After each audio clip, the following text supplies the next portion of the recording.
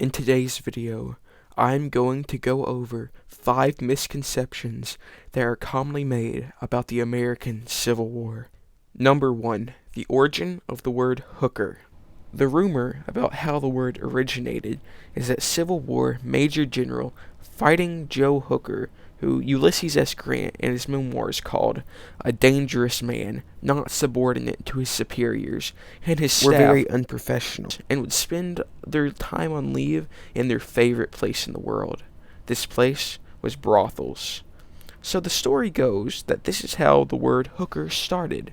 Though it is a great story, one that I thought was cool and believed to be true myself, but it is indeed false. That is not truly what happened all of those years ago. You see, there is no historical proof whatsoever that Hooker even did what the story said he did. In fact, the word hooker originates before the American Civil War even began. Hooker is blamed just because he happened to have the same last name. Misconceptions like this happen all the time, as you can see.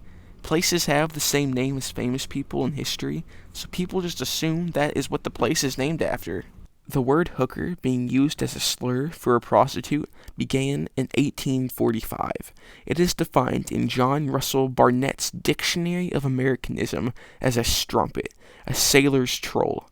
So it most likely means one who hooks or snares clients. Number 2. The Emancipation Proclamation freed all the slaves. When the Emancipation Proclamation was signed on January 1st, 1863, it said that all slaves in Confederate territory were set free. That sounds great and all, but it truly did nothing in the fight to end slavery. You see, the southern states at the time were not a part of the Union, so Lincoln had no power whatsoever to actually force his law. And the other thing is, it did not free the thousands of enslaved African Americans living in the North. And the only way for the Southern slaves to be free was if they were captured by the Union Army. Sure, the Emancipation Proclamation was an important step in the race for freeing the slaves, but did it really have as big as an impact as we say it does today? Number 3. The real Confederate flag. The true Confederate flag that was used during the American Civil War is totally different than what you think of. You see, the flag that you see on shirts and flag posts and that weird bathing suit that I saw at my local pool is really the Army of Northern Virginia's flag. The true Confederate flag looked like this, and it's called the Stars and Bars. So I was traumatized not only by the horrors of the bathing suit, but also by the historical inaccuracies. Ugh.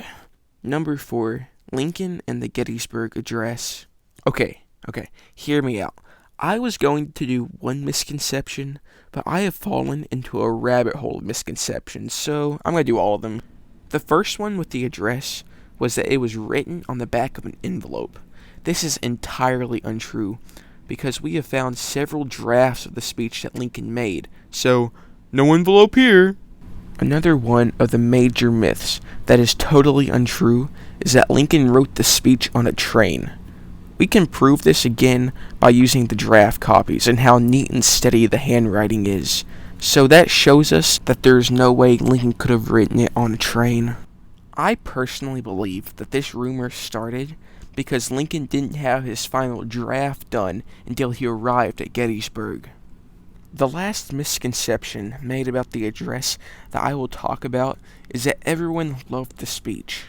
Though it is true that there were some that loved the speech, like famed speaker Edward Everett, who was the speaker who spoke for 2 hours at the Gettysburg ceremony, and almost no one knows what he really said.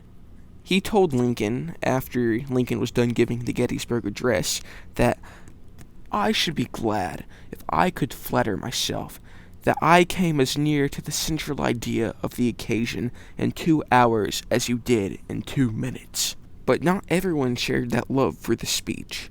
Countless newspapers bashed Lincoln in all that he said. The Chicago Times claimed that he had insulted the fallen soldiers he was supposed to be honoring. So now you know it, folks. You are enlightened about all the lies that you've been told about Lincoln. Number 5. What the war was fought over. The reason why the South seceded from the Union was so that they could continue and expand the evil called slavery. Here is a quote from Confederate Vice President Alexander Stephens talking about the new Confederate government. Our new government is founded upon exactly the opposite ideas. Its foundations are laid, its cornerstones rest, upon the great truth that the Negro is not equal to the white man, that slavery, subordination to the superior race, is his natural and moral condition. Yeah, folks, that sounds like states' rights to me. Well, I have ruined your lives forever, but at least you can say now that you know the truth, and that's just as good, right? It has to be.